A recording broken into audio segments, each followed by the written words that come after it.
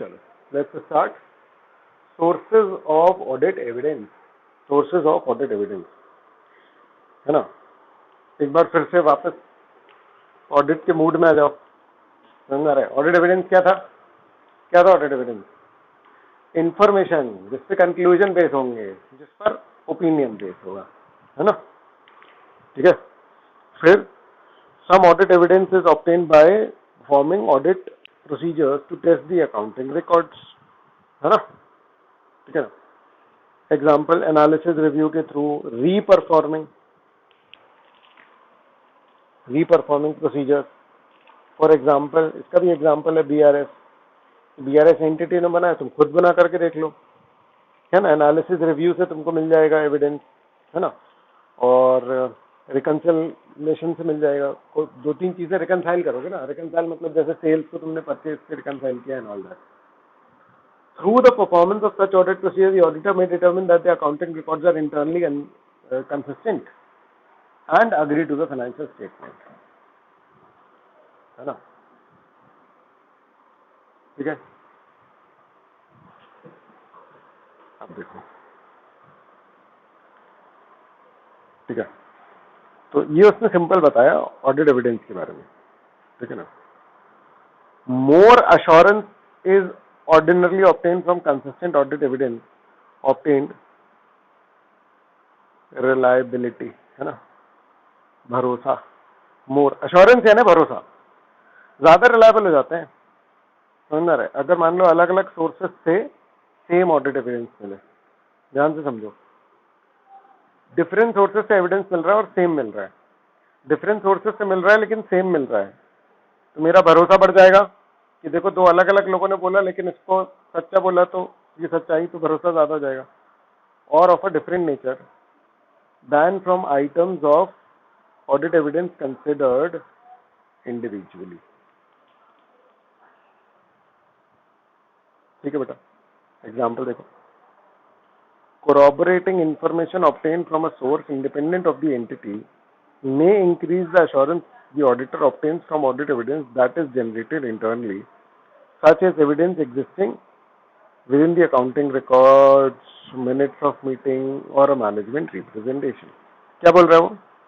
बोलो बोलो बोलो।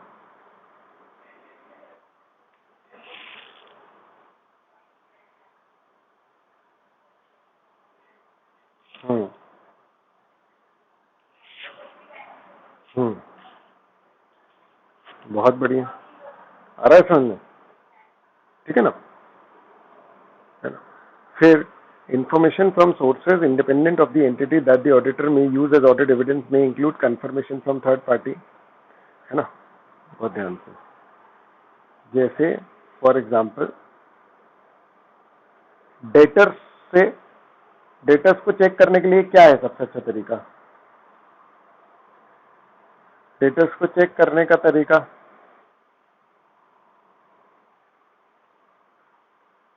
है ना, उसको ऑफिशियली बोलते हैं एक्सटर्नल कॉन्फर्मेशन, है ना। ऐसे 505 में है ये, क्लियर है ना। ये कॉन्फर्मेशन क्लाइंट के थ्रू नहीं मंगाएंगे, क्लाइंट से एड्रेस लो और खुद मंगाओ।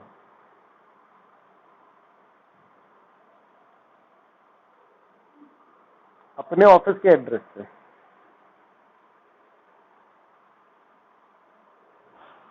समझे। ये होता है प्रैक्टिकली, इसलिए बता रहा हूं। हेलो हेलो हेलो, है ना। तो ये ज्यादा भरोसेमंद है। इसको फिर अपन बोलेंगे क्या कि अपने खुद के थ्रू बोल रहे हैं, तो इसको बोलेंगे अपन कि इंडिपेंडेंट, मतलब हम डायरेक्ट खुद ही ऑब्टेन कर रहे हैं ना गाइस। Hello hello hello. अरे भाई, क्लाइंट के ऑफिस की पोस्ट कौन हैंडल करता है?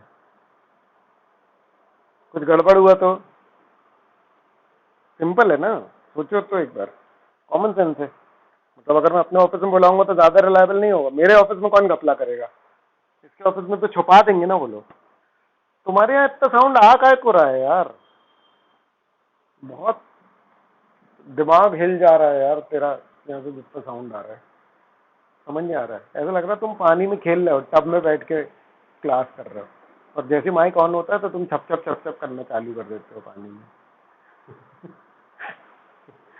ठीक है,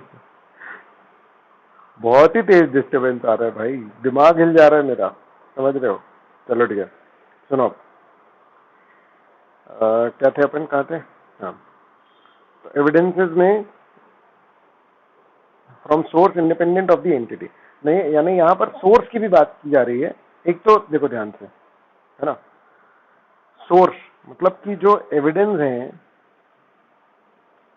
एविडेंस को दो टाइप में डिवाइड किया जाता है ना, एक्सटर्नल और इंटरनल, है ना। और इसका बाइफरकेशन पता किस बेसिस पे होता है? इसका बाइफरकेशन होता है, बेसिस जो है वो है जेनरेशन, समझ में आ रहा है? ठीक है, क्लाइंट ने एक फ्रिज खरीदा है, क्लाइंट ने एक फ्रिज खरीदा है, समझ में आ रहा है? मैंने कहा फ्रिज कहाँ से खरीदा, एविडेंस दिखाओ, उसने मुझे बिल दिखाया, समझ में आ रहा है? फ्रिज का बिल दिखाया, बताओ इंटरनल एविडेंस है या एक्सटर्नल एविडेंस है गाइस?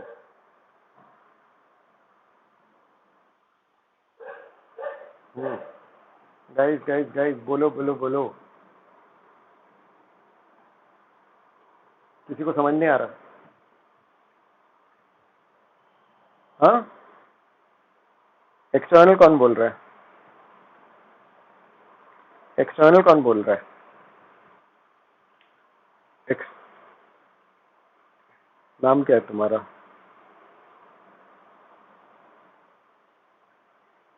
हाँ, ये सही जवाब है एक्चुअली में, ध्यान से सुनो बेटा।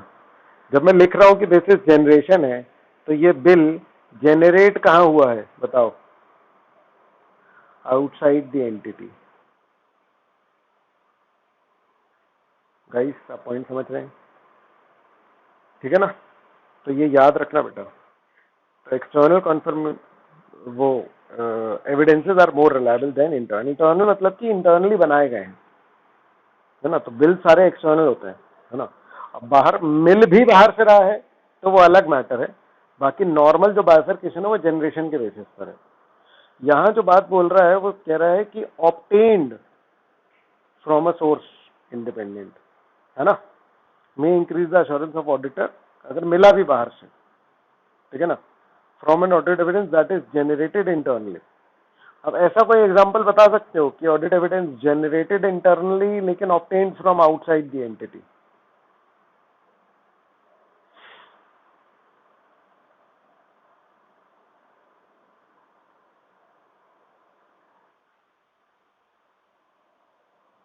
कैसे?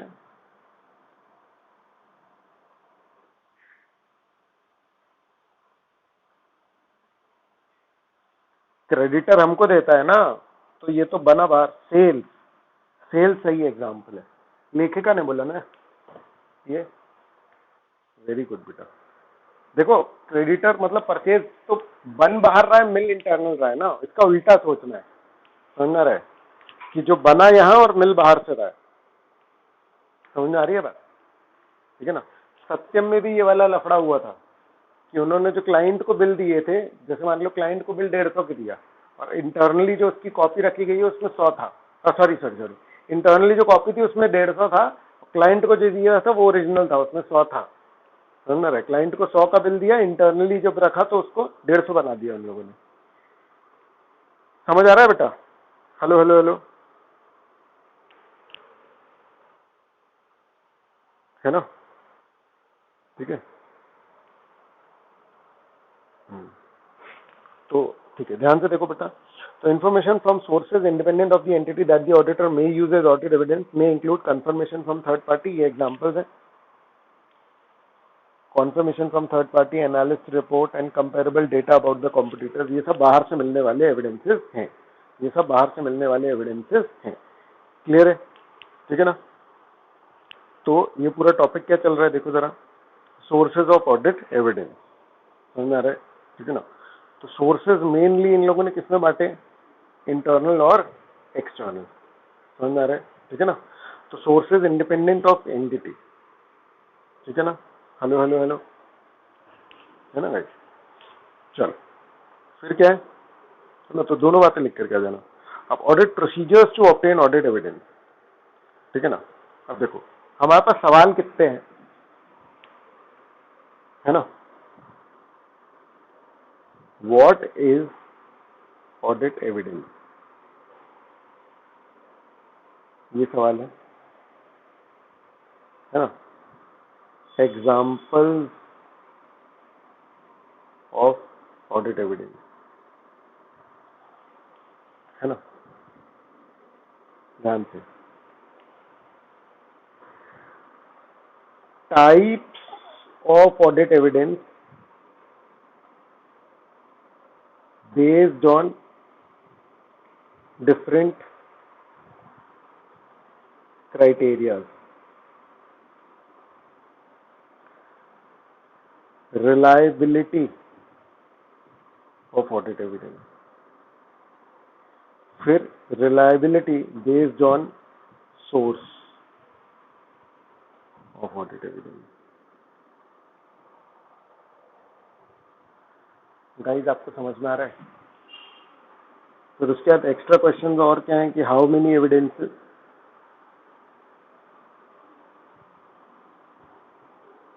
यानी सफिशिएंसी, और ऑब्वियसली बात है अप्रोप्रिएटनेस। अप्रोप्रिएटनेस कहीं ना कहीं किससे रिलेट हो जाएगा, रिलायबिलिटी ऑफ ऑडिट एविडेंस। पूरा नहीं, दोनों अलग अलग मैटर है, क्योंकि अप्रोप्रिएटनेस में रिलेवेंस भी आएगा।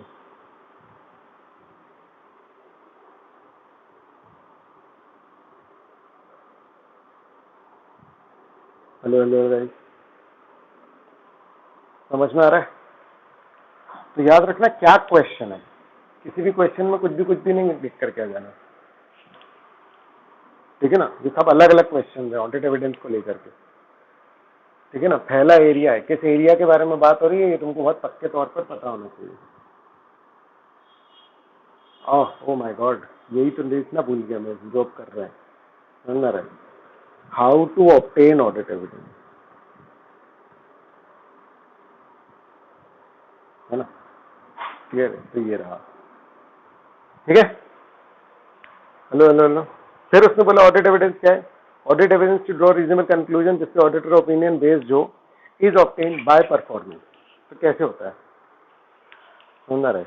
तो प्रोसीजर आपके हैं, एक तो रिस्क असेसमेंट प्रोसीजर। मुझे बताओ रिस्क असेसमेंट प्रोसीजर का क्या मतलब? हेलो हेलो हेलो,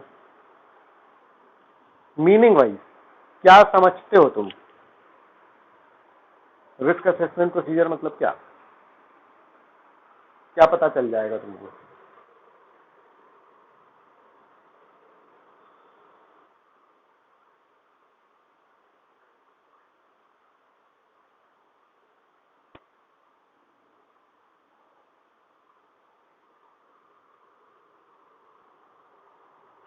नहीं, समझो मेरी बात, रिस्क असेसमेंट का मतलब क्या? अब मेरी बात समझो ना, मैं तुमसे अगर procedure to obtain audit evidence पूछ रहा हूं तो तुम सफिशिएंसी की बात क्यों कर रहे हो? समझ में आ रही है बात? क्लियर है कि नहीं? हम प्रोसीजर का क्या पूछ रहे हैं, है ना। तुम बोल रहे हो कि हाउ मच, नहीं आया समझ में? तो बताओ।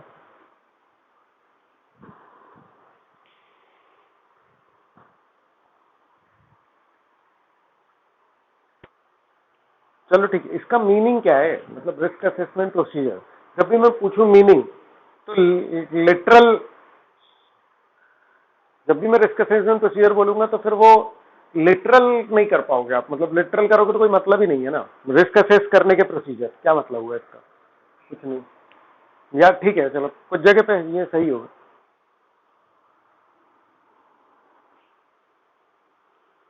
बोलो बोलो बोलो।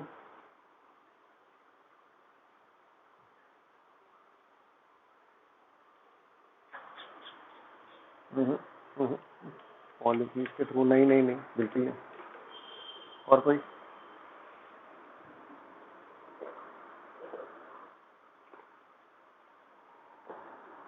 हाँ बोलो। हाँ लेखिका बोल रही थी शायद कुछ।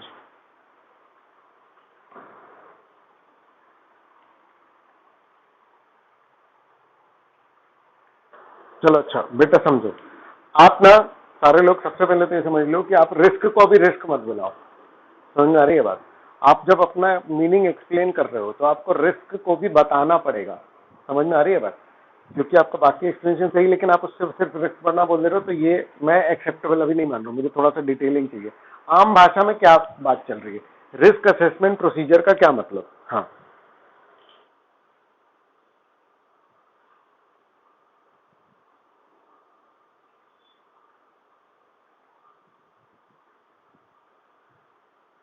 फिर वही बात, रिस्क हो सकता है। और कोई?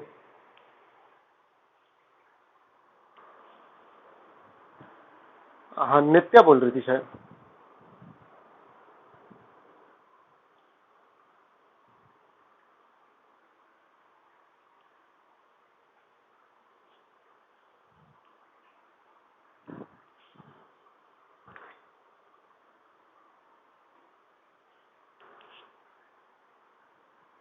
बिल्कुल सही, ये सही एक्सप्लेनेशन है। और कोई बोलना चाहता है? समृद्धि बोल रही थी क्या कुछ?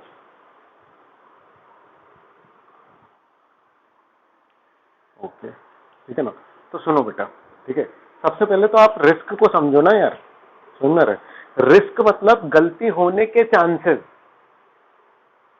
समझ रहे हो? मिस स्टेटमेंट होने के चांसेस। देखो, एक तो है कि मैं बिल चेक कर रहा हूं। जब मैं बिल चेक कर रहा हूं तो मैं क्या चेक कर रहा हूं कि भाई गलती है या नहीं है। नहीं आ रहा समझ में? बहुत ध्यान से समझना। जब मैं बिल चेक कर रहा हूं तो मैं डायरेक्टली, मतलब अगर मान लो कि बिल चेक किया, जितने की एंट्री है उसका बिल चेक कर रहा हूं, ये डायरेक्ट है कि बिल का अमाउंट कुछ और है और मान लो बुक्स में कुछ और है, तो ये मिस स्टेटमेंट है। मेरी बात समझ रहे हो मैं क्या बोल रहा हूं? ध्यान से सुनना, ये बहुत लंबी, मतलब 2 पॉइंट वाली बात है। अगर मैं बिल चेक कर रहा हूं तो मैं सीधे सीधे मेन ऑडिट प्रोसीजर कर रहा हूं। मेन ऑडिट प्रोसीजर को अलग लैंग्वेज में बोलते हैं सब्सटैंटिव प्रोसीजर। ध्यान से समझना, ठीक है ना। अगर मैं कोई बिल चेक कर रहा हूं, अगर मैं डायरेक्ट अमाउंट चेक कर रहा हूं, अगर मैं कोई ऐसी चीज चेक कर रहा हूं जिससे सीधे सीधे अगर वो गलत हुई तो मिस स्टेटमेंट हो जाएगा। जब मैं डायरेक्ट इन्वॉल्वमेंट में हूं फाइनेंशियल स्टेटमेंट के अमाउंट से, तो इसका मतलब यह है कि मैं सब्सटैंटिव प्रोसीजर्स परफॉर्म कर रहा हूं, जो फर्दर ऑडिट प्रोसीजर है। देखो इसमें बी पॉइंट में जो सेकंड वाला पॉइंट है, हेलो हेलो हेलो, फर्दर देख रहे हो? फर्दर ऑडिट प्रोसीजर में जो सब्सटैंटिव प्रोसीजर है, इसका मतलब मैं सीधे सीधे अमाउंट्स पर हूं, फाइनेंशियल स्टेटमेंट के सीधे सीधे अमाउंट्स पर हूं। समझ रहे हो? कि मान लो बिल्डिंग है, तो बिल्डिंग में देख करके आ रहा हूं कि है कि नहीं, ये हो गया सब्सटैंटिव प्रोसीजर बेटा। नहीं आया समझ में? है ना? ठीक है, इससे एक लेवल ऊपर बढ़ते हैं, कंट्रोल्स। ठीक है, कि लैपटॉप खरीदने का मैं सिस्टम देख रहा हूं। लैपटॉप खरीदने का मैं सिस्टम देख रहा हूं जिससे मुझे ये पता लगेगा कि भैया लैपटॉप खरीद के एंट्री करने में गलतियां कितनी हो सकती हैं। यानी उनका जो सिस्टम है अगर उसमें कुछ प्रॉब्लम हो गई, ये हो गया टेस्ट ऑफ कंट्रोल। ध्यान से समझना कि एंटिटी की पॉलिसीज और प्रोसीजर्स वगैरह को समझना। समझ में आ रहा है? ठीक है ना। जिससे क्या होगा कि मुझे गलती होने के चांसेस का पता लग जाएगा। तो टेस्ट ऑफ कंट्रोल भी वही है, इससे और ब्रॉड लेवल पर आओ। समझ में आ रही है बात? ठीक है ना। अब समझना, एंटिटी में लॉस हो रहा है, एंटिटी डिस्ट्रेस में है, जैसे कोरोना आया तो कोई एक पर्टिकुलर एंटिटी जो है उसमें अब देखना एक खतरनाक रूप से ऑडिट का वो होने वाला है कोरोना में। तो समझ रहे? जैसे ये आया कोरोना, समझ रहे? तो ये कुछ एंटिटी के लिए इस लेवल का रिस्क लेकर के आ रहा है। समझ आ रहा है? ठीक है ना। जिससे कि अब फिर मन कर सकता है एंटिटी का मैनिपुलेट करने का कि अरे यार इतना लॉस हो गया, इतना लॉस तो नहीं दिखा सकते यार अपन बुक्स में। हेलो हेलो हेलो,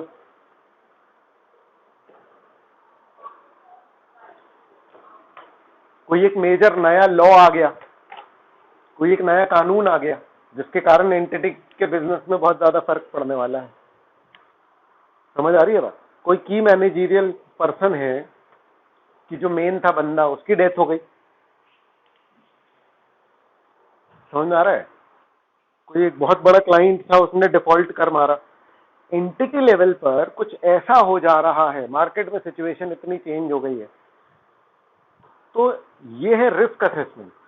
सबसे ब्रॉड लेवल पर होता है बेटा रिस्क असेसमेंट, जिसमें तुम मैनेजर से बात कर रहे होते हो, न्यूज रीडिंग कर सकते हो तुम, अगर तुम किसी लिस्टेड एंटिटी की बात कर रहे हो, समझ आ रहा है, तो तुम रैंडम न्यूज उसके बारे में देखोगे, लोगों से बात करोगे, एंटिटी के लोगों से बात करोगे, बोर्ड ऑफ डायरेक्टर से, ग्राउंड लेवल के बंदे तक से तुम बात करोगे, जनरल बातें।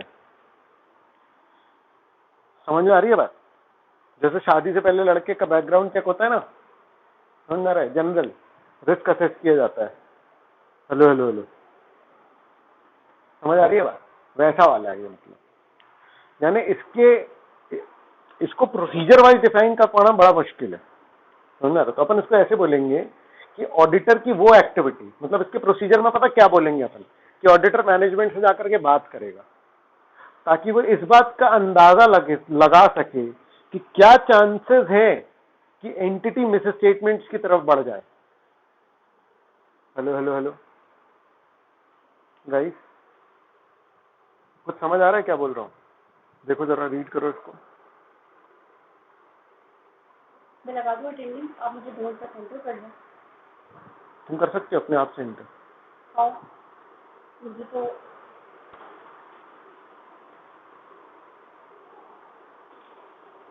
देखो गाइस, है ना, ठीक है गाइस।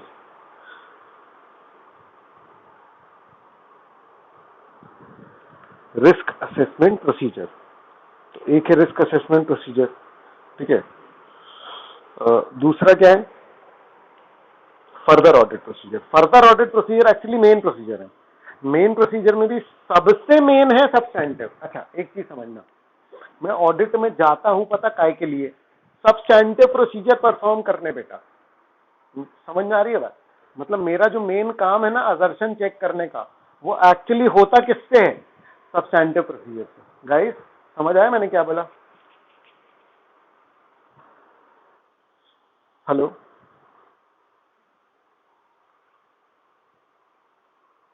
देखो, सब्सटैंटिव प्रोसीजर का मतलब समझो। सब्सटैंटिव प्रोसीजर का क्या मतलब है? एक सेकंड रुको, है ना।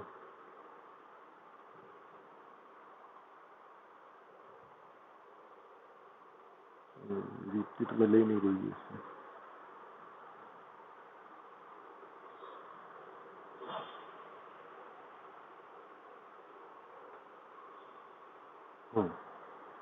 ठीक है, तो ध्यान से देखो, सब्सटैंटिव प्रोसीजर का क्या मतलब है बेटा? सब्सटैंटिव प्रोसीजर का, इसको ऑफिशियली, वही बात देखो, ऑफिशियली अपन टेस्ट ऑफ डिटेल या सब्सटैंटिव एनालिटिकल प्रोसीजर ये दो बोलते हैं। ऑफिशियली याद रखना, ये टर्मिनोलॉजी याद होनी चाहिए, ठीक है। अब मैं तुमको मेनली बताता हूँ। मुझे चेक करना जाकर के एग्जिस्टेंस, समझ में आ रहा है? मुझे क्या चेक करना है? असर्शन। हेलो हेलो हेलो, मुझे किस बात पे कॉन्फिडेंस चाहिए? असर्शंस में। असर्शंस चेक करने के लिए जो डायरेक्ट प्रोसीजर है, डायरेक्ट, समझ में आ रहा है, कि तुम बिल चेक कर रहे हो कि तुम एंट्री देख पाओ, समझ में आ रही है बात? तुम जब जर्नल एंट्री, तुम एक्चुअल जो बुक्स में एंट्री है, जो अमाउंट्स आए हैं, जब उनको डायरेक्ट टेस्टिंग कर रहे हो तो उसको क्या बोलते हैं बेटा? Substantive procedure. Hello hello hello, assertion check करने का जो डायरेक्ट प्रोसीजर है वो क्या है? Substantive procedure. नहीं आया समझ में? है ना। अब उससे एक लेवल ऊपर, अब देखो सब्सटैंटिव में एक एंटिटी में कितनी एंट्री होती है बताओ? पूरे साल में कितनी एंट्री होंगी? हेलो हेलो, है ना, हजारों लाखों हो सकती है ना। पॉसिबल है पूरी चेक कर पाओ बंच ऑफ ऑडिटर जा करके, है ना? इम्पॉसिबल है। तो अगर मैं तुमको बोलूं कि सिर्फ सब्सटैंटिव के बेसिस पे, सिर्फ सब्सटैंटिव के बेसिस पर ऑडिट में अपना अश्योरेंस लेकर के आओ, तो पॉसिबल ही नहीं। समझ में आ रहा है? तो सब्सटैंटिव के साथ क्या जोड़ना पड़ता है हमको? Test of control. इसका मतलब जब मैं चेक करने जाऊंगा, क्या, माइक ऑफ करो, माइक ऑफ करो, ठीक है ना। जब मैं क्या चेक करने जाऊंगा? अरे माइक ऑफ करो गाइस। अरे यार,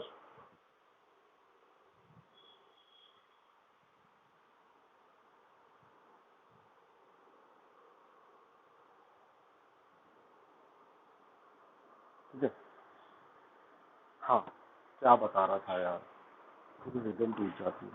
क्या था?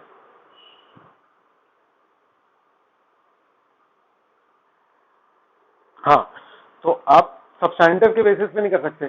तो अब समझना, जैसे मान लो कि मैं सेल्स चेक कर रहा हूँ, तो सेल के इनवॉइसेस से मैं एंट्रीज मिला रहा हूँ, ये मेरा सब्सटैंटिव प्रोसीजर है। लेकिन मैं सारी नहीं मिलाऊंगा, तो फिर मैं भरोसा कैसे लेकर के आऊंगा कि भैया सेल्स का जो अमाउंट आ रहा है वो सही है? हेलो हेलो गाइस, है ना? तो मैं भरोसा कैसे लेकर के आऊंगा? तो मुझे देखना पड़ेगा कि इनका एंट्री करने का तरीका क्या होता है।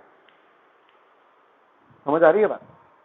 मतलब जब ये सेल करते हैं तो क्या कोई सॉफ्टवेयर कैप्चर कर लेता है उस चीज को? समझ आ रहा है?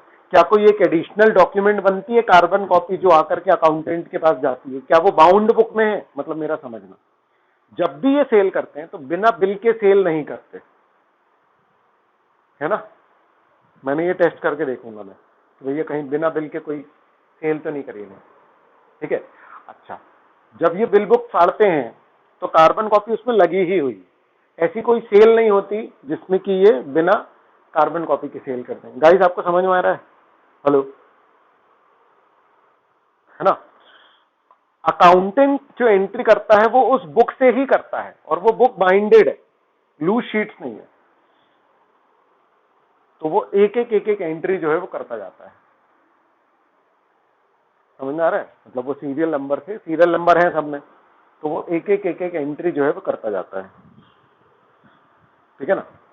तो अब मान लो कि जो बुक है ना, रसीद बुक जैसे होती है ना, अब रसीद तो पेमेंट की होती है ना, तो मान लो कि सेल इनवॉइस की उनकी जो बुक है ना, उस बुक में 500 पर्चियां हैं, मतलब 1000 पर्चियां हैं, 500 बिल कर सकते हैं उसमें। हेलो हेलो हेलो गाइस, समझ में आ रहा है क्या बोला?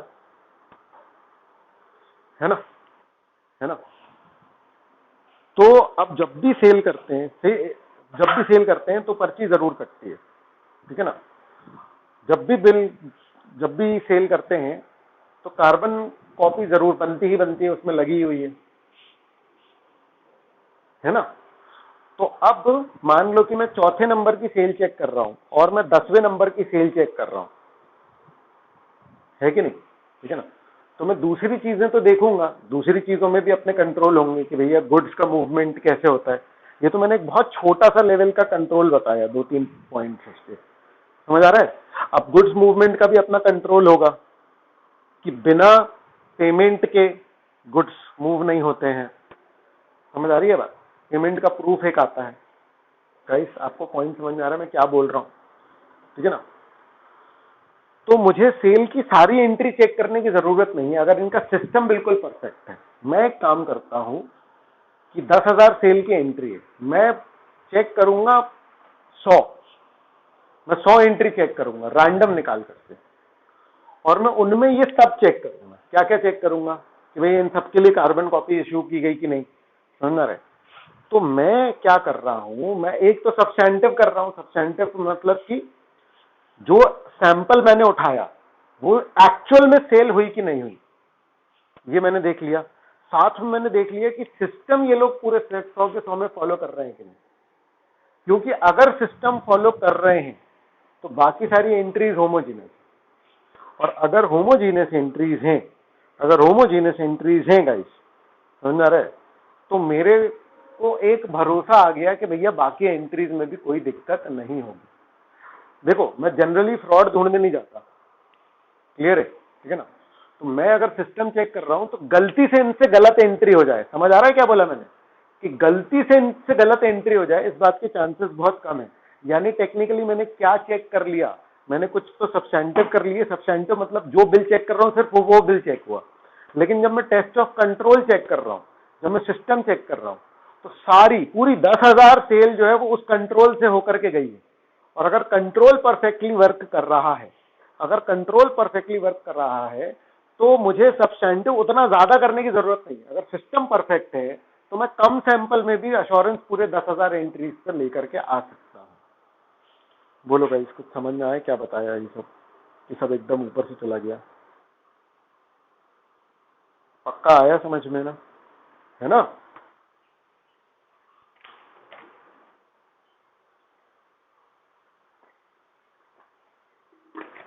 बहुत बढ़िया पकड़ा तुमने, बिल्कुल सही। लेकिन एक चीज याद रखो, मैं एक दो कंट्रोल के बेसिस पे ये डिसीजन नहीं लेता। समझ आ रही है बात? हो सकता है मेरा एकाध कंट्रोल, हो सकता है एंटिटी का एकाध कंट्रोल फेल हो जाए, तब भी मैं उसका दूसरा कंट्रोल देखूंगा, क्योंकि बेटा सब्सटैंटिव पूरा करना ऑडिटर के लिए हद से ज्यादा हेक्टिक है। मेरा पॉइंट समझ रहे हो? अगर अल्टीमेटली ऑडिटर को ये डिसीजन लेना पड़ गया ना बेटा कि सब्सटैंटिव ही करना पड़ेगा, तो प्रैक्टिकली कई बार ऑडिट इम्पॉसिबल हो सकता है। नहीं आया समझ में? तो है ना, तो मैंने एक्चुअली तुमको जो एग्जांपल दिया ना वो बहुत छोटा सा है। मैं तो एंटिटी में उससे बात करता रहूंगा कि किस तरीके से तुम्हारा कुछ तो सिस्टम होगा, हर एंटिटी का अनकहा भी अल्टीमेटली कुछ ना कुछ सिस्टम तो हो ही जाता है। समझ में आ रहा है? अनकहा भी कुछ ना कुछ सिस्टम तो जो है वो हो ही जाता है। बेटा समझ में आ रहा है क्या बोला? हेलो हेलो, है ना? अब मेरी बात समझना, ठीक है? ठीक है ना? तो टेस्ट ऑफ कंट्रोल में करता हूं, ठीक है ना? तो test of control particular area wise होंगे। टेस्ट ऑफ कंट्रोल के लिए मुझे एंटिटी की पॉलिसीज समझनी पड़ेंगी कि हाँ भाई कैसे काम करते हो। अब समझना, मैं अगर किसी बंदे की क्वालिफिकेशन चेक कर रहा हूं तो ये किस में आएगा बताओ? Risk assessment, test of control, substantive procedure. बहुत बढ़िया, बहुत ही बढ़िया। ये टेस्ट कंट्रोल में भी आ सकता है, रिस्क असेसमेंट में भी कुछ हद तक आ सकता है। तो उसका बाइफर्केशन बहुत माइन्यूट है। समझ में आ रहा है? रिस्क असेसमेंट और टेस्ट ऑफ कंट्रोल का बस ये समझ लेना कि जब ब्रॉड लेवल पर बात हो रही है तो रिस्क असेसमेंट है, किसी पर्टिकुलर एरिया से रिलेटेड है तो वो टेस्ट ऑफ कंट्रोल है। अगर मतलब मैं बोलूं कि अकाउंटिंग डिपार्टमेंट के बंदे की क्वालिफिकेशन चेक कर रहा हूं मैं, तो ये तुम्हारा टेस्ट ऑफ कंट्रोल हो गया, क्योंकि मैं फाइनेंस डिपार्टमेंट में एंट्री गलत सह नहीं सकता। समझ आ रही है बात? ठीक है ना? क्लियर है ना? तो ये है बेटा, ठीक है ना? रिस्क असेसमेंट प्रोसीजर मतलब वो प्रोसीजर जिससे कि मुझे ये पता लगेगा कि एंटिटी कितनी रिस्की है, यहां पर मिस स्टेटमेंट होने के चांसेस क्या हैं ब्रॉडली, पूरे एंटिटी वाइज, पूरे एंटिटी वाइज। यानी रिस्क आप आइडेंटिफाई करते हो ऐसे 315 के हिसाब से। समझ रहे? जो स्टैंडर्ड है, समझ रहे? है ना, ऐसे 315 वो बताता है बेटा रिस्क असेसमेंट के बारे में। समझ में आ रहा है? तो रिस्क असेसमेंट प्रोसीजर की बात उसमें ऑब्वियसली बातें की गई है, तो वो आपको देखने को मिलेगी, लेकिन आप उससे पिक्चर बनाओ सही कि क्या बन रही है। आप रिस्क असेसमेंट प्रोसीजर पूरी एंटिटी के बंडल से करते हो, फिर आप जब चेक करने जाते हो तो जिन जिन का आपको सब्सटैंटिव करना है उससे रिलेटेड कंट्रोल्स देखते हो, क्योंकि सब्सटैंटिव के लिए नंबर ऑफ एंट्री बहुत सारी हो सकती है। तो आप कंट्रोल देख करके फिर कुछ सैंपल सब्सटैंटिव के ले लेते हो। हेलो हेलो हेलो, क्लियर है ना बेटा? है ना? और फिर आपका ऑडिट जो है वो कंप्लीट होता है। गाइस ये one of the most important discussion है जो मैं आपके साथ कर रहा हूं अभी। समझ में आ रहा है? पूरा ऑडिट का जो बेस है ना, समझ में आ रहा है? मतलब समझ लो शुरू से आखिरी तक ऑलमोस्ट इसी के इर्द गिर्द सारी बातें इसके इर्द गिर्द घूमती रहेंगी। मतलब हम वाउचिंग वेरिफिकेशन पर्टिकुलर एंटिटी का ऑडिट कर रहे होंगे तो हम एक्चुअली में बात सिर्फ सब्सटैंटिव प्रोसीजर की कर रहे होते हैं। क्लियर है? और इंटरनल कंट्रोल पे तो यहां तक अलग से चैप्टर भी है तुमको, है ना? चलो, तो है ना, रिस्क असेसमेंट प्रोसीजर परफॉर्म करता अपन क्या कर रहे थे, एविडेंस ऑब्टेन करने के लिए प्रोसीजर क्या कर रहे थे, पूरा ऑडिट बता दिया इन लोगों ने। समझ में आ रहा है? ऑडिट में जाके क्या करता हूं मैं जो कुछ भी करूंगा काय के लिए करूंगा भाई? ऑडिट में जाके एविडेंस ऑब्टेन करने के लिए ना। तो एक तरीके से ऑडिट में जाकर के मैं क्या क्या करता हूं सब बता दिया इन लोगों ने। रिस्क असेसमेंट प्रोसीजर करूंगा पहले, फिर टेस्ट ऑफ कंट्रोल करूंगा, और उसके बाद फिर वो सब्सटैंटिव प्रोसीजर भी करूंगा। सब्सटैंटिव प्रोसीजर में जो मैंने बताया ना, बिल चेक करेंगे, बिल चेक करेंगे is test of control. Analytical क्या होगा अपन अलग से समझेंगे, है ना? वैसे एनालिटिकल प्रोसीजर पे अलग से ऐसे 520 भी है, लेकिन ठीक है करेंगे अपन। तो अब देखो प्रोसीजर्स क्या क्या दिया, inspection, observation, confirmation, recalculation, reperformance, analytical procedure. ये टेक्निकल है, ये 6 पॉइंट्स है, साइड हेडिंग्स है जो याद होनी चाहिए गाइस आपको। Hello hello hello, inspection, observation, confirmation, recalculation, reperformance, analytical procedure, ये 6 पॉइंट्स याद होने चाहिए, टेक्निकल है, एग्जाम में आता है। अगर मान लो कि how to obtain audit evidence, तो आपको रिस्क असेसमेंट इसके अलावा ये लिखने पड़ेंगे, ये 5 पॉइंट्स। हेलो बेटा, 6 पॉइंट सॉरी, ठीक है ना? तो ठीक है, इन अपन ये डिटेलिंग होनी चाहिए। हाँ ये है, ये है।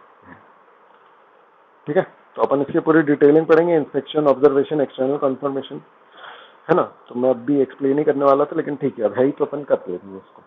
तो ऑफन इन सम कॉम्बिनेशन, यानी ये जनरल डिस्कशन चल रहा है। इन एडिशन टू इंक्वायरी और ये सब टेस्ट ऑफ कंट्रोल, ये सब के लिए मेरे पास 5 प्रोसीजर है ना।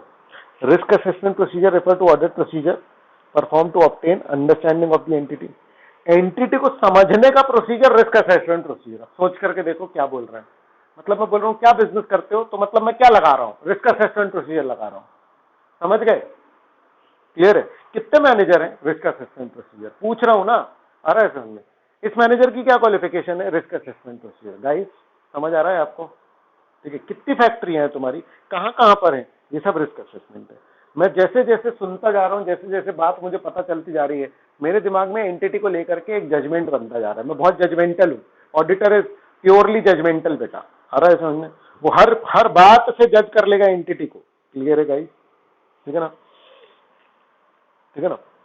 तुम ये समझ लो कि ना उसके दिमाग में मीटर लगा हुआ है। समझ में आ रहा है? मीटर काय का लगा हुआ है? नंबर ऑफ सैंपल का। समझ में आ रहा है? ठीक है ना? तो अब क्या होता है, वो जो मीटर है वो कंटिन्यूसली चल रहा है। कभी उल्टा चल रहा है, कभी सीधा चल रहा है। मतलब मान लो कि जब ऑडिटर आया तो 100 पे सेट था वो, कि 100 एविडेंसेस देखने। अब जैसे आया एंटिटी में घुसता गया, लोगों से मिलता गया, तो वो मीटर 101, 102, 110, 120 ऐसे चलने लगा। समझ में आ रहा है? मैनेजर का देखा तो क्वालिफिकेशन नहीं है, तो मीटर एकदम से घर से घूम के 200, 300 पे पहुंच गया। समझ में आ रहा है? जैसे देखा कि अरे यहाँ पर एक चार्टर्ड अकाउंटेंट भी है, वो उल्टा घूमने लगा कि हाँ वापस से 200 पे आ गया। समझ आ रहा है मैं कैसे समझा रहा हूँ तुमको? कि ऑडिटर को खुद को भी नहीं पता, लेकिन उसका सेंस डेवलप होता जा रहा है एंटिटी को लेकर के। समझ में आ रहा है? ठीक है, तो ये सारी चीजें रिफ्लेक्ट होंगी जब वो अपना ऑडिट प्लान, प्रोसीजर, वो प्रोग्राम वगैरह जब बनाएगा ना, तब। क्लियर है? ठीक है ना? तो एंटिटी को समझना, उसका एनवायरनमेंट समझना, ये ऐसे 315 का नाम है। समझ में आ रहा है? ये पूरा नाम है। ठीक है ना? बाकी जब भी वो रिस्क ऑफ मटेरियल मिसस्टेटमेंट बोलता है तो उसके साथ रीजन भी लगाने लग जाता है। अंडरस्टैंडिंग में प्रॉब्लम करता है बच्चों की, है ना। तो रिस्क ऑफ मटेरियल मिसस्टेटमेंट किस कारण से, फ्रॉड या एरर। समझ में आ रहा है? फाइनेंशियल स्टेटमेंट लेवल या individual account level. Assertion level को अभी मैंने क्या बोल दिया, इंडिविजुअल अकाउंट लेवल पर मिस्टेक। ठीक है ना बेटा? है ना? चलो अब देखो, nature and timing of audit procedure. Nature and timing of audit procedure to be use may be affected by the fact that some of the accounting data and other information may be available only in the electronic form or only at certain points or period of time। ठीक है ना? तुम मतलब audit evidence को लेकर के तुम क्या ही बोल सकते हो। समझ में आ रहा है? ठीक है ना?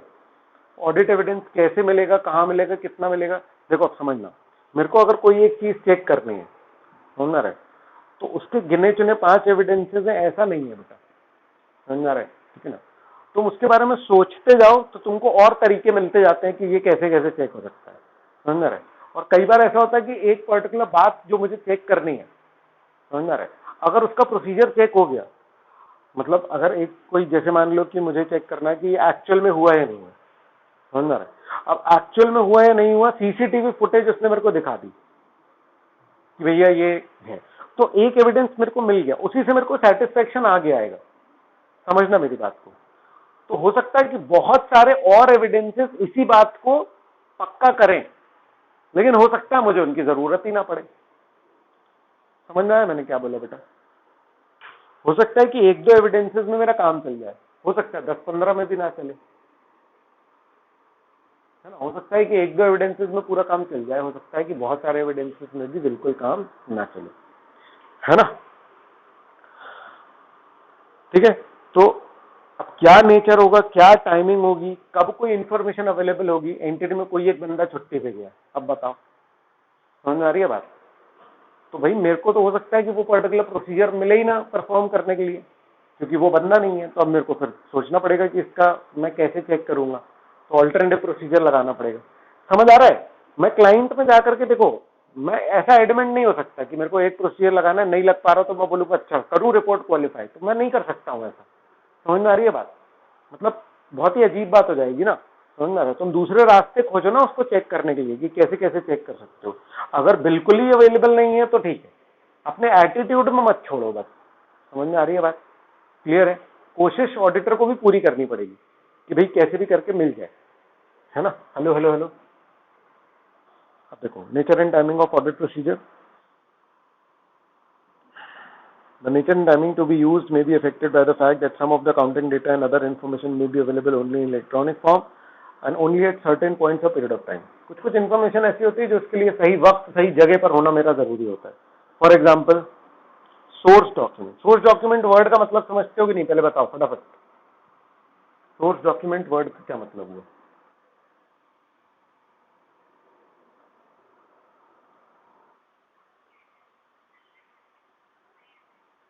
है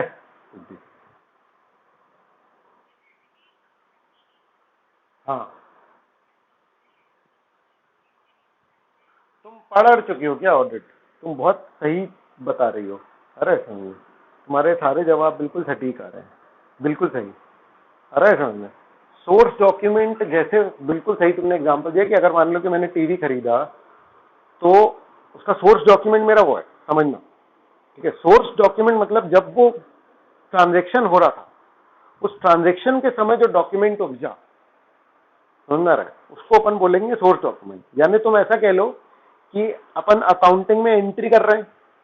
हेलो हेलो हेलो, अपन अपन अकाउंटिंग में जो एंट्री कर रहे हैं तो उसको अपन ने किस सोर्स से देखा, हमारा क्या प्रूफ है जिसके बेसिस पे हमने बोला कि ये ट्रांजैक्शन हुआ है तो एंट्री करी. मतलब ऑडिटर की तो मैं बात भी नहीं कर रहा. अब ये अकाउंटेंट के पॉइंट ऑफ व्यू से सोच करके देखो कि अकाउंटेंट को बोला ये वाली एंट्री कर दो, तो अकाउंटेंट बोलेगा कि हाँ भाई ट्रांजैक्शन का कुछ तो होगा. हमने बोला ये लो बिल सेल करी, एंट्री कर दे. समझ आएगा इस, है ना? तो सोर्स डॉक्यूमेंट जरूरी है क्योंकि सोर्स डॉक्यूमेंट प्रूफ होते हैं कि ट्रांजैक्शन एक्चुअल में हुआ. चलो, तो source document such as purchase order and invoices जो है, ठीक है ना, may exist only in electronic form when an entity uses electronic commerce और may be discarded after scanning when an entity uses image processing या जो भी है. तो ये एग्जांपल बोल रहा है कि सोर्स डॉक्यूमेंट देखो जरा, है ना. अब इलेक्ट्रॉनिक है तो अलग तरीके से एविडेंसेस ऑब्टेन करूंगा, इलेक्ट्रॉनिक फिजिकल है तो अलग तरीके से ऑब्टेन करूंगा. यानी वो पॉइंट ये कह रहा है कि ऑडिटर को ना ध्यान रखना पड़ेगा कि कैसी एंटिटी है, कैसा एनवायरमेंट है, उस हिसाब से मुझे एविडेंसेस अवेलेबल होंगे और उस हिसाब से मुझे अपने प्रोसीजर्स तय करने पड़ेंगे. समझ रहे? देखो, असर्शन ही एक ऐसी चीज है जो बिल्कुल पक्की रहेगी. तुम किसी भी एंटिटी में चले जाओ, मतलब मुझे कंप्लीशन अगर इंश्योर करनी है कि सारी एंट्री हो गई या नहीं हो गई, ये मैं किसी भी एंटिटी में चले जाऊं बदलेगा नहीं. हेलो हेलो हेलो, मुझे अगर ये चेक करना है ना कि जो ट्रांजैक्शन तुम्हारे बुक्स में लिखे हैं वो एक्चुअल में हुए या नहीं, ये बात मैं हर जगह जाकर के चेक करूंगा. इस बात में कोई चेंज नहीं हो सकता है. गाइस, समझ में आ रहा है क्या बोला? हेलो, मेरी आवाज आ रही है ना? तो मेरे असर्शन में चेंज नहीं हो सकता, लेकिन मेरे प्रोसीजर तो हर जगह जाकर के थोड़े थोड़े चेंज हो जाएंगे. समझ में आ रही है बात? मतलब जब मैं बोलूंगा प्रोसीजर कौन कौन से लगाऊंगा तो मैं बोलूंगा टेस्ट ऑफ कंट्रोल और सब्सटेंटिव, ये तो सब जगह लगेंगे, ये तो ऑब्वियस सी बात है. लेकिन सब्सटेंटिव के अंदर मैं करूंगा क्या, ये तो इतना इतना ज्यादा वो है डिपेंडेबल कि मैं क्या बताऊं. हेलो हेलो हेलो गाइस, समझ आया क्या? है ना? देखो, certain electronic information may not be retrievable after a specified period of time. अब जैसे मान लो कि तुमने डोमिनोज से पिज्जा खाया, समझ में आ रहा है, ठीक है ना? तो अब कभी बिल देखा है उसका, डोमिनोज का बिल तो देखा ही होगा. आ रहा है समझ में? कभी कोई पुराना बिल देखा है डोमिनोज का? क्या होता है उस बिल के साथ, क्या खास बात है डोमिनोज की पुराने बिल की? उड़ जाता है. आ रहा है समझ में? ऐसा लगता है खाली पेपर है. समझ आ रही है बात? तो सोच करके देखो. समझ में आ रहा है? एंटिटी में खूब पिज्जा मंगाते हैं रोज. आ रहा है समझ में? तो जब ऑडिटर ईयर एंड में चेक करने गया, समझ में आ रहा है, तो पिछले एक महीने के बिल में कुछ कुछ प्रिंटिंग दिख रहा था, बाकी 11 महीने के जो बिल थे उसमें सफेद सफेद कागज लगे हुए थे. समझ में आ रहा है? अब उसमें वो नकली कागज घुसेड़ के नकली एंट्री करते तो ऑडिटर को कैसे पता लगेगा? समझ आएगा? ये क्लियर है?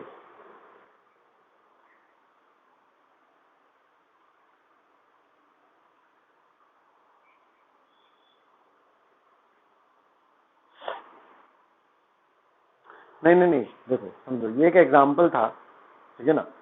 कोई पिज्जा के बिल से मटेरियल में स्टेटमेंट नहीं कर देगा फाइनेंशियल स्टेटमेंट में, समझ रहे हैं, लेकिन इस बात को एक एग्जाम्पल की तरह समझो, ठीक है ना।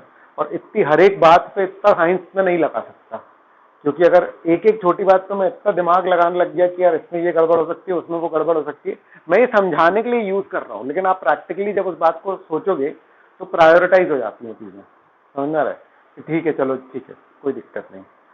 वहां पर फिर मैं पता क्या सोचता हूँ कि हाँ यार ठीक है, इसका बर्थडे, उन लोग बताएंगे कि भैया इसका बर्थडे था, भाई मैं पूछूंगा ना क्यों मंगाया था पिज्जा, समझ आ रही है बात। तो बोले यार रात में लेट हो गए थे, समझ आ रहा है, तो मैं उस दिन की अटेंडेंस चेक कर सकता हूँ, अगर मान लो कि इलेक्ट्रॉनिक अटेंडेंस होती है तो, अगर मान लो रात तक रुके थे तो जस्टिफाइबल है ना, फिर मैं खाली कागज देख के मैं भरोसा कर जाऊंगा, कोई बहुत बड़ा अमाउंट भी नहीं होता है ना। दूसरा कि एक रीजनेबल कितना अमाउंट पिज्जे का होगा, समझ रहे हो। और इस तरीके से अगर एंटिटी सोच रही है ना मटेरियल में स्टेटमेंट, समझ रहा है, तो बैठ करके 2 महीने तो सिर्फ पिज्जा के बिल बनाने की प्लानिंग करनी पड़ेगी उनको, समझ आ रही है ना बात। क्योंकि अगर मान लो कि मैंने पूछा, उन्होंने बोला क्यों मंगाए थे पिज्जा, बोले ऐसे ही। मैंने बोला महीने भर में तुम लोगों ने 10,000 बार पिज्जा मंगा लिए, क्यों, कोई जस्टिफिएबल रीजन नहीं होगा, मैं सीधे सीधे डिस्कार्ड कर दूंगा उसको। लेकिन 2-4 बिल अगर कोई नकली डाल भी दे तो मटेरियल में स्टेटमेंट भी नहीं होने वाला, समझ गए ना। चलो छोड़ो, वापस आ जाओ। पॉइंट ये है कि मेरे प्रोसीजर एंटिटी पे डिपेंड करेंगे। मेरे प्रोसीजर किस पर डिपेंड करेंगे, एंटिटी के एनवायरनमेंट और उस सब पे कि मैं क्या लगाता हूँ, ठीक है ना। क्योंकि कुछ कुछ इन्फॉर्मेशन सही वक्त सही समय पर ही मिलेगी, कुछ वक्त के बाद मिलेगी, कुछ पर्टिकुलर टाइम तक मिलेगी, तो मुझे ऑल्टरनेटिव प्रोसीजर सोचने पड़ेंगे। भाई मुझे तो अपना सेटिस्फैक्शन चाहिए ही चाहिए, क्लियर है ना, ठीक है ना। For example, if files are changed and if backup files do not exist. Accordingly, the auditor may find it necessary as a result of entity's data retention policies to request retention of such information for the auditor's review or to perform audit procedure at the time when the information is available. ठीक है, audit procedure का आपको question आएगा तो आपको ये 6.7 हो गए, अब तो ना इंक्वायरी भी आ गया, ये 7 बहुत इंपॉर्टेंट है। इसी को डिजाइनर फॉर्म में भी लिख दिया इन लोगों ने, देखो है ना, क्लियर। चलो पढ़ते हैं, ठीक है। तो इंस्पेक्शन, आप इसको रिलेट करो, आप एक एक वर्ड जो है ना इसका, जैसे इंस्पेक्शन है, समझ आ रहा है, और ये ऑब्जर्वेशन है, तो अब आपको हर एक वर्ड में इसके घुसना पड़ेगा, समझ आ रही है बात। आप ऑडिटर बन जाओ, देखो समझना, ठीक है। मैं जब मैं भाषा बोलता हूं तो मैं ये थोड़ी बोलता हूं कि मेरे को किसी को, मतलब यहाँ पर मेरे को फॉर लगाना है, ये क्या लगाना, मतलब मैं व्याकरण को हर समय नहीं सोचता रहता, समझ में आ रहा है ना। भाषा बोलने के समय हर सेंटेंस को बोलने के पहले मैं सोचता नहीं हूँ, इसीलिए। और इसी तरीके से ऑडिट करने से पहले मैं हर प्रोसीजर के बारे में नहीं सोचता कि ये इंस्पेक्शन कर रहा हूं मैं, कि ये ऑब्जर्वेशन कर रहा हूं मैं, कि मैं क्या कर रहा हूं, समझ में आ रही है बात।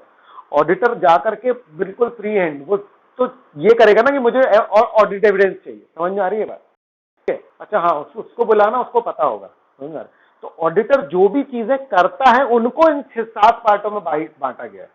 हेलो गाइस, मेरा पॉइंट समझ में आया आपको, मैंने क्या बोला है ना। मतलब तुम मेरे से ऐसे मत पूछना कि भैया इंस्पेक्शन करने जाना है मुझे तो मैं क्या करूं, नहीं आ रहा समझ में, ठीक है, क्योंकि ये ऐसे नहीं है, समझ में आ रहा है। मैं जाता हूं कोई चीज चेक करने, फिर उसमें जो मैं प्रोसीजर लगाता हूं, समझ में आ रहा है, चेक करने के, उसका बाइफरकेशन है ये, समझ आ रही है बात, है ना, क्लियर है। जब मैं बोल रहा हूं कि भैया वो राम प्लेग्राउंड में खेल रहा है, इस बात को मेरे को इंग्लिश में बोलना है तो मैं कैसे बोलूंगा, तो मैं ग्रामर सोचूंगा, नहीं आ रहा समझ में, ठीक है ना। मैं बोलूँ मेरे को कंटिन्यूअस टेंस का यूज करना है, मेरे को कंटिन्यूअस टेंस का यूज करना है, मेरे को कोई ऑब्जेक्ट दो, ऐसे नहीं बात करेंगे अपन। गाइस आप समझ गए मेरी बात को, क्लियर है। तो मैं आपको पहले पर्सपेक्टिव दे रहा हूं कि कैसे आपको इसको हैंडल करना है, समझ में आ रहा है। तो ऑडिटर जो भी प्रोसीजर परफॉर्म करता है उसमें वो कई बार इंस्पेक्शन कर रहा होता है, कई बार वो ऑब्जर्वेशन कर रहा होता है। एक्सटर्नल कॉन्फर्मेशन सिंपल है और अपन उसका स्टैंडर्ड भी पढ़ लेंगे तो आपके लिए इजी है। यानी कि डेटर्स को कंफर्म करने के लिए वो क्या करता है, वो बाहर से पूछ लेता है, वो डेटर्स को ही लेटर लिख करके पूछ लेता है कि भैया आपका बैलेंस बताना जरा 31 मार्च का कितना था, समझ में आ रहा है। तो उसका ये प्रोसीजर क्या कहलाता है, एक्सटर्नल कॉन्फर्मेशन, समझ में आ रहा है। कई बार वो बिल के अमाउंट जो है वो दोबारा से रिकैलकुलेट कर रहा होता है, तो उसका ये प्रोसीजर क्या कहलाता है, रिकैलकुलेशन। कई बार वो कुछ पूरा खुद से परफॉर्म कर रहा होता है, जैसे बीआरएस, तो उसका ये एक्टिविटी क्या कहलाती है? रीपरफॉर्मेंस। समझ में आ रही है बात? ठीक है, जब वो किसी से कुछ पूछ रहा होता है तो उसका ये प्रोसीजर कहलाता है इंक्वायरी। समझ में आ रहा है? ठीक है, फिर कई बार वो देख रहा होता है चीजों को होते, जैसे फॉर एग्जांपल स्टॉक की चेकिंग होती है, स्टॉक टेकिंग होती है 31 मार्च को, एंटिटी स्टॉक गिनते हैं एंटिटी वाले। तो जब वो गिनते हैं ना, जब वो गिनते हैं तो मैं उनको देख रहा होता हूं, मतलब ऑडिटर गिनता नहीं, ऑडिटर गिन सकता है चाहे तो सैंपल बेसिस पे। मेनली 31 मार्च को जो क्लोजिंग स्टॉक का अमाउंट आता है उस समय वो लोग तो पूरा गिनते हैं, सैंपल बेसिस पे मैं चेक कर सकता हूं। मेनली वहां पर होता है ऑब्जर्वेशन, मैं देखता हूं। समझ रहा है? कैश काउंट वो लोग करते हैं, मैं देखता हूं, दिस इज ऑब्जर्वेशन। इस ऑब्जर्वेशन से मुझे सेटिस्फेक्शन मिलता है। हर एक प्रोसीजर यहां पर जो है उससे मुझे सेटिस्फेक्शन मिलता है, उससे मुझे ऑडिट एविडेंस मिलता है कि हाँ एंटिटी ने जो रिकॉर्डिंग की हुई है, जो लिखा हुआ है वो सब सच है, वो सब सही है। आ रहा है समझ में? ठीक है ना? किसी भी एक प्रोसीजर से 100% एविडेंस मिल जाए ऐसा जरूरी नहीं है। हो सकता है किसी एक चीज को चेक करने के लिए मैं खूब सारे प्रोसीजर लगाऊं, कोई दिक्कत की बात नहीं है। मेरे को जब तक सेटिस्फेक्शन नहीं आएगा तब तक मैं प्रोसीजर लगाऊंगा। Hello hello hello. और इंस्पेक्शन मतलब सिंपल चेकिंग, कि मैंने कहा हाँ ये सेल करिए, बिल दिखाना जरा, तो बिल में मैं देख रहा हूँ, नाम देख रहा हूँ, डेट देख रहा हूँ, अमाउंट देख रहा हूँ। समझ आ रहा है? जो प्रोडक्ट है उसका नेचर देख रहा हूँ कि भैया क्या बेचा तुमने। समझ आ रहा है? तो उससे मैं नॉर्मली देख रहा हूँ कि सारी चीजें सही से होनी चाहिए। अगर उसमें कोई एक ऐसी चीज है जो शक बना दे, ये अपन आगे पढ़ेंगे वैसे, लेकिन इनमें से कोई एक ऐसी चीज है जिससे इसकी शक क्रिएट हो जाए तो मैं नंबर ऑफ सैंपल बढ़ा दूंगा। समझ आ रही है बात? क्लियर है क्या? Hello hello hello. तो अब इसको रीड कर लेते हैं अपन, है ना? Inspection involves examining records or documents, whether internal, external, or paper form, electronic form, or other media, or a physical examination of an asset. Inspection of records and documents provide audit evidence for varying degree. अगर आपको ये लिखने को आता है तो क्या क्या कर लोगे? Examining records, है ना, in paper form, electronic form, और फिजिकल एग्जामिनेशन, हाँ ये इंपॉर्टेंट है इंस्पेक्शन में। हाँ ठीक है। अच्छा, इनसे जो रिलायबिलिटी है वो अलग अलग डिग्री की मिलती है, लेकिन ठीक है, इंस्पेक्शन में ये चीजें मेन है ना? तो रिलायबिलिटी नेचर और सोर्स पर डिपेंड करती है, ठीक है। और मतलब on the effectiveness of control over their production, ये तो ओपिनियन वाली बात होगी। पहले दो मतलब 3 लाइन तक में, मतलब एग्जामिनेशन ऑफ असेट तक में इंस्पेक्शन की डेफिनेशन है, और उसके बाद फिर वो एक एक्स्ट्रा ही बात कह दी कि यार इंस्पेक्शन कर लेते हो ना तो आपको भरोसा आ जाता है। समझ आ रहा? भरोसा लेकिन अलग अलग लेवल का हो सकता है। समझ आ रहा? वो नेचर और फोर्स पे डिपेंड करता है कि आपको डॉक्यूमेंट या जो एविडेंस है वो कहाँ से मिला, कैसे मिला, ये सब एक्स्ट्रा बात है। ठीक है गाइस, है ना?